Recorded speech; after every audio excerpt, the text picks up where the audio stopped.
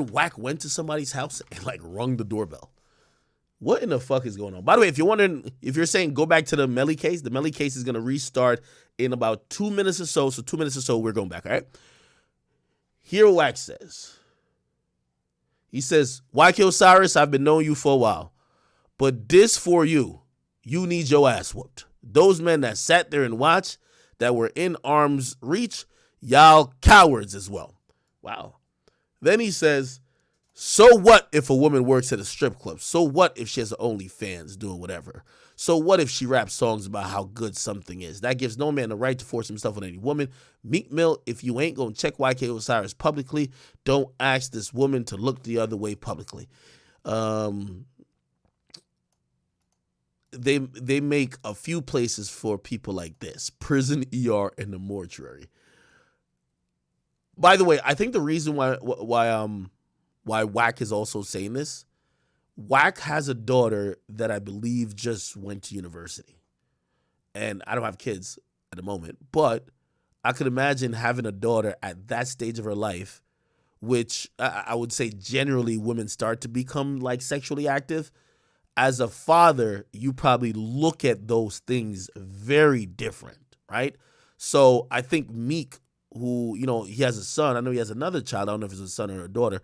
He's probably looking at it from a very different perspective. Also, here's the thing nobody's going to talk about, right? And by the way, I'm going back to the Melly thing in a second. I'm going to be honest with you. In the hip-hop culture,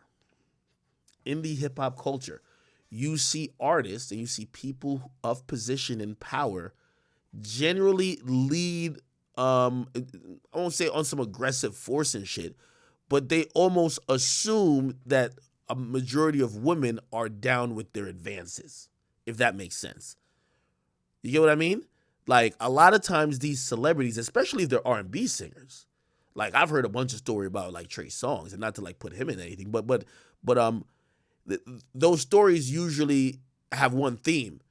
Well, Trey Songz is seen as a very, at least women say, he's handsome and desirable.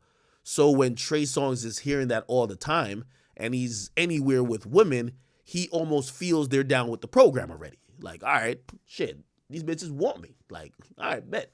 I'm going to just bust a move. Of course you're going to be with it.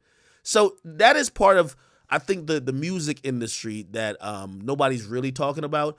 There's a bunch of people who are presumptive on how they move. Like, there's certain, if you hear some, like, that's why when that old shit kept, they were bugging back in the day. But, like, even now, some of these artists, or some of these people in the industry, they'll invite 20 chicks over. Nigga, they'll just whip their dick out, my nigga, like straight up. Like, yo, what's good? What's poppin', nigga? You feel me? Obviously ain't no niggas in the room, it's just women. But they're used to women being all over them. So they think it's kind of cool. They think it's normal. If YK Osiris ain't YK Osiris, does he do that? I don't know. Do I think that liquor added a little bit to, yes. And I think that YK was probably also looking at her like a fan. Didn't Drake kiss like some fan on stage or some shit? Like, YK's looking at her. Remember, she's singing this song before, so YK's like, oh shit, she a fan of mine. She know my only hit. I would give anything in this world as long as she worth it. So he think, all right, shit, I'm busting this move. She finna be with it.